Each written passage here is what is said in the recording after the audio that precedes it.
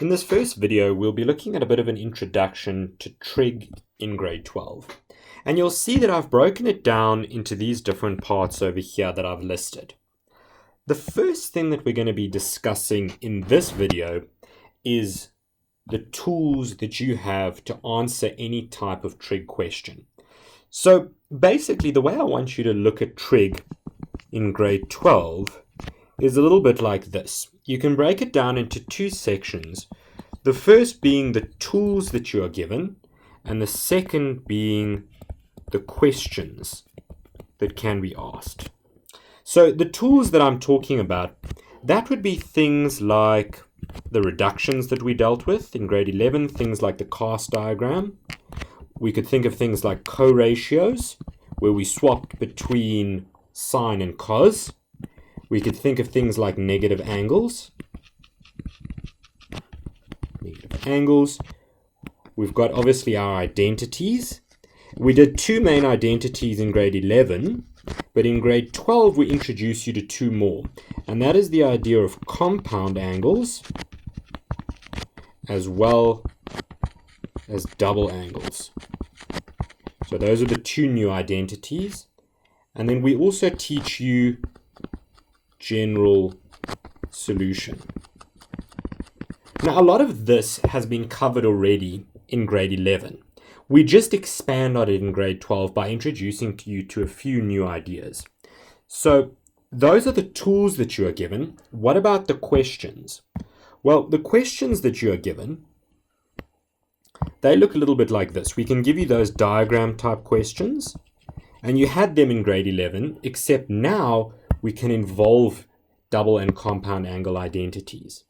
Then we've also got those reduction formulas that we dealt with, where we had to draw a cast diagram. And we'll review the cast diagram and how it applies in grade 12 as well. Then we had questions where we needed to prove identity. So we had proofs, proving identity type questions. Those tended to be quite difficult and daunting for you. But hopefully in a few videos' time, when we look at those kinds of questions, it'll give you an idea of a new type of approach that you can take when answering them. And lastly, we had trig equations. And if you think back to grade 11, there were 4 or 5 different types.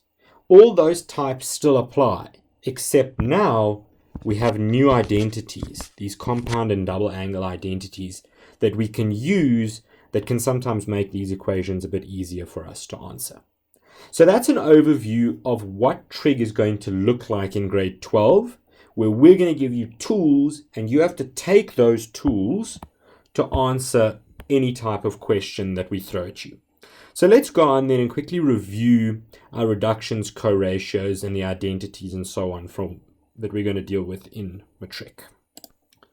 So the first thing that we're going to review are the cast diagram, reductions, as well as negative angles. And we'll also look at co-ratios in this as well.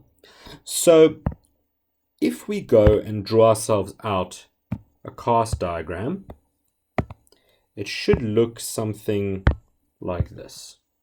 So we've got our axes, and we know that in our cast diagram, we have 0, 90, 180, 270, and back to a full revolution we get 360.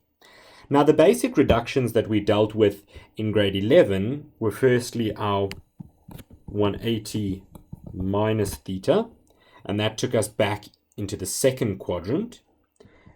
We had our 180 plus theta, and then we could also use our 360 minus theta. And we know that for a cast diagram in general, it went C, A, S, and T. And basically what that meant is this is where cos ratios are positive. This was when all the ratios are positive. This is when sine ratios are positive. And this is when tan ratios are positive. So we also then had the idea of co-ratios. Now, co-ratios involved the 90 degree. Now, basically, if we think about it, if you were to sketch a sine graph and a cos graph out. So there's our sine, and there's our cos. And obviously I haven't drawn them too well, but what you generally notice is that the distance between consecutive points is 90 degrees. So if I shift my sine graph forwards or backwards by 90 degrees, it overlaps a cos graph. And likewise, if I shift the cos graph forward or backwards by 90 degrees, it will either overlap a positive sine graph or a negative sine graph. Now, if you go and have a look at a little program called GeoGebra, you can actually sketch that out for yourself and have a look at how it behaves when you shift those graphs up and down. But for now, we don't have too much time to go through that. So what I'm going to do is basically just give you the reductions or the co-ratios themselves that you can then use. So for the co-ratios, what you'll notice is that sine of 90 plus or minus theta will become cos theta, and cos of 90 minus theta will become sine theta, and cos of 90 plus theta, well, this is the exception where it becomes minus sine of theta. So this one here is an exception that you need to remember, because you don't want to end up making silly mistakes where you forget out a negative when you're doing these types of questions, because they can sometimes be for 6 or 7 marks. So those are our co-ratios. Then we look at negative angles. So negative angles. And when we're dealing with negative angles, we're dealing with something like negative theta. And what you'll see is a negative angle like negative theta, instead of moving clockwise around the x-axis, it actually moves anti-clockwise. So negative theta would sit in the cos quadrant, in quad 4. So you know now that any negative angle we sit with sits in quad 4. Okay, so if that's the case, you should then be able to tell me that if I give you cos of negative theta, well, that sits in this quadrant over here where cos is positive. So it would just become cos theta. Be careful of this one. It can be a trick. So cos of a negative angle is simply cos of theta.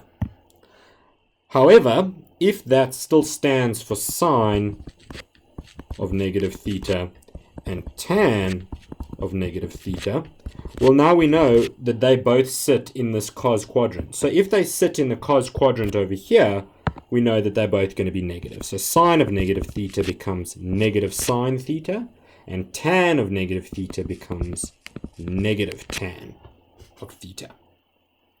So that's how we deal with a cast diagram.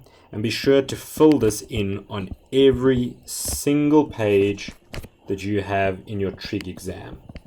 If you've got a cast diagram on the side, it makes your life a lot easier going forward. We've now discussed a cast diagram, reductions, and negative angles. But before we move on, I just want to touch on the idea of special angles. So special angles you should sort of know. These are the angles that you should know the value of without using your calculator. And the special angles that we deal with are 30, 45, and 60. Those are the main ones. So what I often explain to my students is when you get into an exam and you see these reduction trig type questions where you know you're going to have to either draw a diagram or use a cast diagram in some way, go ahead and write down firstly the cast diagram, secondly make sure you've written down your co-ratios, and then write down your special angles, because what you will see is that sometimes we'll have to use a combination of these special angles with angles that you are given in order to answer a question. And when I do some examples in a minute, you'll see exactly what I mean by using combinations of these angles. That's special angles. The last thing that I want to do is ask, what would happen if I give you something like this? So if I said cos of x minus 180, do you see in this particular example, we've got the 180 and the x the wrong way around? Because if we go back and look at our class diagram, in every one of these that I've written, the reduction comes first. So that 180 or 360 or the 90 comes first. So what do we do in a case where the reduction doesn't come first? Well, in a case like that, there's a couple of different ways to do it. You can either factor out a negative. That's one way of doing it. So factor out a negative. Or alternatively, you can add 360 degrees to the angle. Now, in my personal preference, I prefer to add 360 degrees to the angle. And how I know that will work is because if I'm saying to you, we've got x minus 180. Now, we don't know which quadrant it is, but let's for argument's sake say that x sits over there. So that's where our x sits over there. If I'm now minusing 180, do you see I'm sort of sitting somewhere down there like that? And again, we don't know which quadrant it is, so it makes it very difficult to deal with a question like this. But if I go and I add 360 to it, I would actually move completely round in a revolution. So I'd be back where I started. So I'm not actually changing the angle when I add 360 to it. So if that's the case, I can simply say cos of x minus 180, and then I add 360 to that angle. And you don't need to show this step in an exam, but it's good to know where it comes from. So we'll get cos of x minus 180 plus 360 becomes positive 180.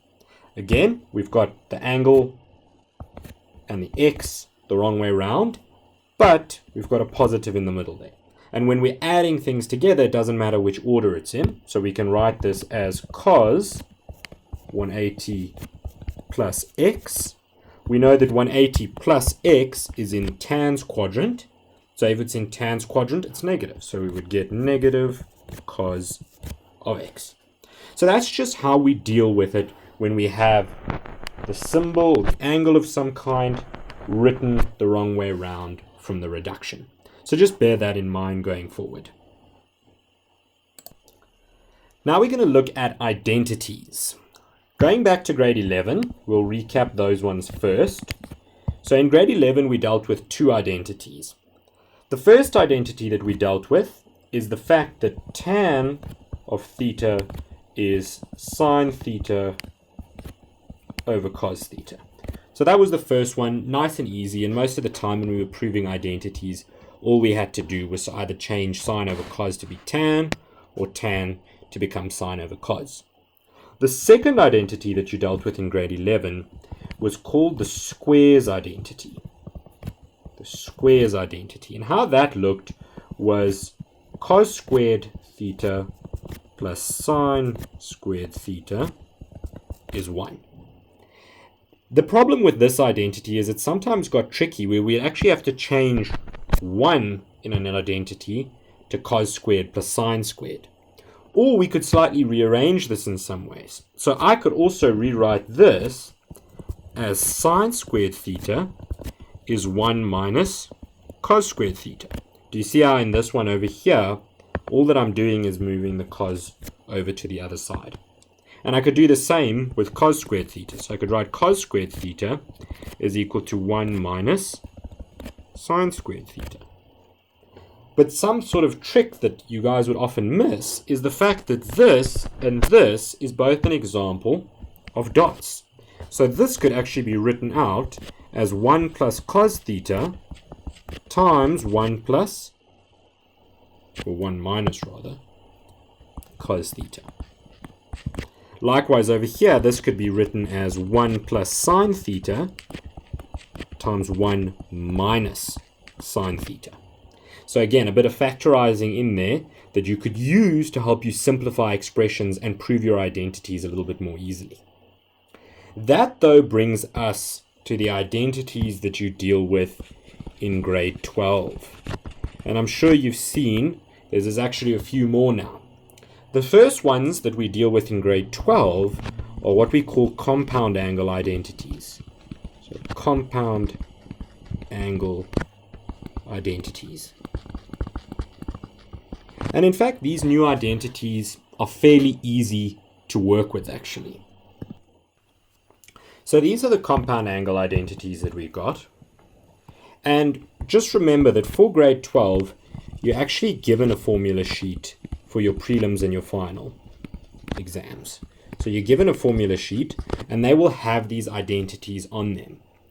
With that said, I don't think there's an excuse for not knowing these identities off by heart by the time you get to your finals. Remember, you've got 3 hours for your trig exam, and majority of that exam in paper 2 is filled with Euclidean geometry, which takes a long time to answer. So make sure that you know these identities so that you're not constantly flipping back and forth to your formula page and wasting time that you could be spending on your problem-solving type questions. So just bear that in mind. The second set of identities that you are given are your double angle identities.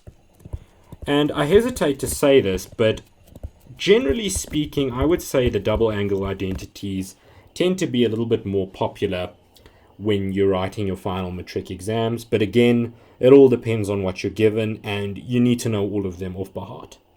So for the double angle identities, you should know that we've got the sine double angle formula. So we know that sine of 2 theta is equal to 2 sine theta times cos theta.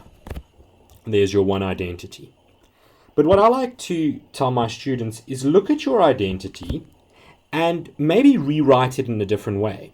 So if I go and I take this 2 over, do you see that I could actually write sine theta times cos theta is sine 2 theta divided by 2, which is the exact same thing as a half sine 2 theta. So just look at these different variations and take a second to see where I got this from, because often it can help you just to sort of look for trends in questions and the different ways that we can ask you to use this identity. For example, something that's quite popular is if I give you this. I said 4 sine theta times cos theta. Now looking at something like this, you may not immediately notice that there's actually a double angle in this expression, because I can write 4 as 2 times 2. So I could actually write this out as 2 times 2 times sine theta cos theta. Now here we've got our double angle identity. So we can write this out as 2 times, and this whole thing here becomes sine 2 theta. So look for the little tricks, especially in something like a trig equation, a trig function, because I could give you something like this, and now you actually know that this function here will have its maximums at 2 and negative 2. And because of that 2 theta over there, we're also changing the period from 360 to 180. So often they could give you something like this and say sketch it out as a trig function, or write the period, or write the maximum of this kind of a function. So bear in mind those kind of tricks that they can give you. That brings us to the cos double angle identity. So we've got cos of 2 theta, and you'll see that they sort of write it in your exam formula sheet a little bit like this. They say we've got cos squared theta minus sine squared theta. Do not confuse this over here with your squares identity that we did in grade 11. Make sure that you can see that that is a negative. Also bear in mind that it's cos squared theta minus sine squared theta. Because it's a negative, we know that the order matters. We can't write it as sine squared theta minus cos squared theta. The cos squared theta always has to come first. All right. Secondly, we know that it's going to be 2 cos squared theta minus 1 and 1 minus 2 sine squared theta. Both this identity and this identity simply come from us substituting our squares identity into either cos squared or sine squared. So basically what I'm saying to you is that we would take something like cos squared theta equals 1 minus sine squared theta. You did this in grade 11 with the squares identity. And you go and plug this in over there. And when you do that, you end up with this identity here. So that's just different ways of writing out the identities. But do you see, again, for this first one over here, for cos squared theta minus sine squared theta, this is a difference of two squares. So the fact that it's a difference of two squares means I can write this out as cos theta plus sine theta times cos theta minus sine theta.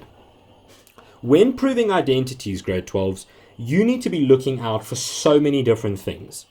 Anything that involves difference of two squares, anything that involves factorizing quadratics. Remember doing the trinomials back in grade 10. Anything. You can even use things such as grouping has come up before. Perhaps even difference or sum of cubes. Any form of factorizing can be used when answering proving identity type questions. So all of the stuff that you have done in algebra, you're going to see come back now in Trig. You'll see that when we deal with Trig general solutions, there's situations where we will need to factorize or we will need to use the quadratic formula in order to answer the questions. So my advice to you is make sure that your algebra is up to scratch before you start moving into the Trig section in grade 12. Go and practice that question 1 of 5 or 6 different past papers so that you're comfortable enough with it before you move into this Trig section.